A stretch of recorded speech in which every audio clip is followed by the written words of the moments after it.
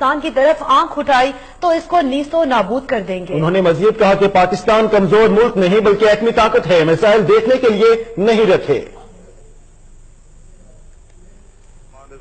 Trump جو ہے نا، ٹرمپ اس کا علاج وہی ہے جو صلاح الدین ایوبی نے کیا تھا صلیبیوں کا، اور نور الدین زنگی نے کیا تھا۔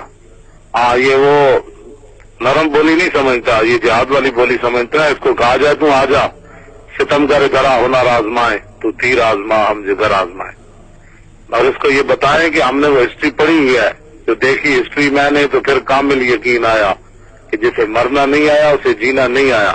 ان کا تیری تاریخ کے اندر کوئی نہ محمود غزنوی ہے، نہ صلاح الدین ایوبی ہے، نہ نور الدین زنگی ہے، نہ یوسف بن تاجفین ہے، نہ موسیٰ بن نصیر ہے، نہ طارق بن زیاد ہے، نہ تیری تاریخ کے اندر خالد بن ولید ہے، نہ مولا کائنات ہے، نہ فاروق اعظم ہے۔ ہماری تاریخ بڑی زرعی ہے، اور اس کے اندر شہاب الدین محمد غوری بھی ہے، قطب الدین ایبک بھی ہے، سلطان اورنگزیب عالمگیر بھی ہے۔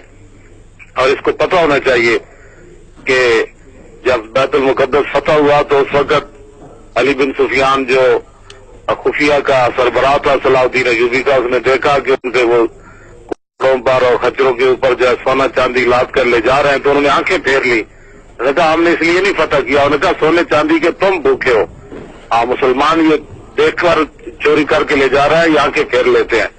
ہمارے آقا مولا صلی اللہ علیہ وسلم نے ہماری آنکھوں میں سونا اور مٹی جو ہے وہ برابر کیے ہوئے ہے۔ ٹرمپ بیچارہ وہ سعودی عرب سے سونے کی تلواریں لے کر آیا، اپنی بیٹی کے تحائف لے کر آیا۔ انہوں نے کہا چوڑا تو نے کیا بات کرنی ہے، اس کو یہی بات کرنی ہے، اس چوڑے کو۔